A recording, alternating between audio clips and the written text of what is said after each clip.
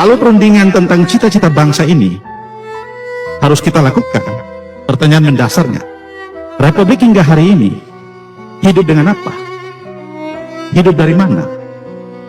Siapa presiden di Republik ini yang patut bangga dan mengatakan dia berhasil?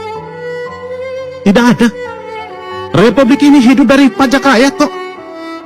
82% pajak rakyat yang menghidupi kelangsungan Republik ini. Nggak ada presiden yang perlu merasa bangga. Dan pajak rakyat yang dibayarkan oleh rakyat kembali ke rakyat dalam bentuk iuran BPJS. Pendidikan juga tidak gratis. Ketika sakit dia harus berurusan bagaimana mengaktifasi BPJS-nya. Sementara di tengah itu kita diperlihatkan presiden membagi-bagi kekuasaan, melahirkan badan dan lembaga, memboroskan uang negara. Presiden melahirkan lumbung korupsi baru namanya MBG dan Koperasi Desa Merah Putih. Istana sedang memperlihatkan kita bahwa negara sedang dikelola secara ugal-ugalan. Kebijakan-kebijakan politik istana itu tidak mempertimbangkan rasionalitas dan akal sehat. Jadi kalau kemudian hari ini ada orang berdiri yang mengatakan Presiden Prabowo berhasil, ya dia berhasil. Dia berhasil menyusun fondasi rusaknya Republik ini. Maka harus dihentikan. Solusi terbaik yang harus dilakukan, satu di antaranya presiden harus mundur. Dia nggak bisa perbaiki Republik ini. Nilai mata uang rupiah melemah, IHSG melemah, daya beli segala macam. Problem utamanya presiden. Tidak ada dalam sejarah Republik ini seorang presiden menjadi objek taruhan dalam polimarket, market digital. Tidak ada dalam sejarah Republik ini. Hanya Presiden Prabowo menjadi objek taruhan di bursa pasar digital, polimarket.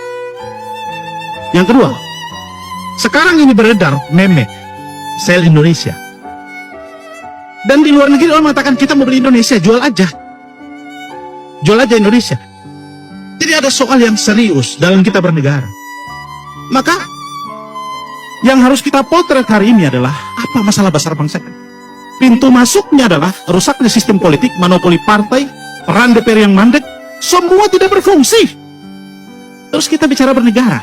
DPR hari ini bukan sekedar dayang-dayang, dia menjadi bagian dari kekuasaan pemerintah. Juru bicara presiden DPR. Anda bisa bayangkan fungsi check and balance tidak berfungsi. Lalu negara kita harapkan siapa yang mengawasi? Lalu rakyat ditekan untuk tidak berpendapat. Lalu semua orang di forum ini mengatakan Presiden Prabowo hebat. Hebat apanya? Pidatonya semua. Ya saya mau mengatakan di pikiran presiden hanya satu. Dia adalah penguasa. Dan Republik ini dia memiliki kewenangan, dia memiliki kekuasaan penuh untuk dia mengatur arah Republik ini. Rakyat ini dianggap semacam kita ini bukan pemegang saham yang sah. Kalau kita mau buat analogi, apa sih tujuan kita bernegara? Tujuan kita bernegara itu adalah kita bentuk sebuah negara, ada rakyat, ada wilayah, ya. Kemudian ada sumber daya alam. Kita memerlukan sebuah pemerintahan yang sah. Pemerintahan yang sah itu ditugasi ngurusi kemampuan rakyat. Itu mengapa pasal 33 kita tempelkan pada undang-undang dasar supaya negara tidak memeras pajak pada rakyat dan hidup dari pajak rakyat.